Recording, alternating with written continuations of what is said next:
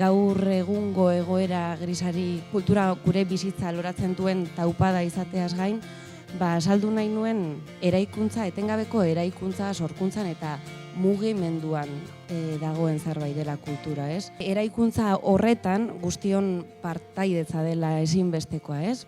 Arlo guztietako sortzaile, teknikari, eragile zein publikoa berarena.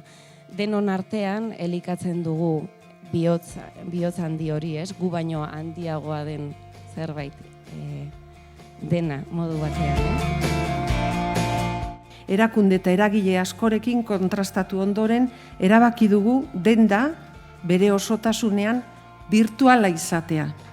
Eta aurrez aurreko ekitaldiak mantentzea aforo mugatuarekin. 2020ko Durangoko azoka izan dadila arnasa kultur sektorearentzat.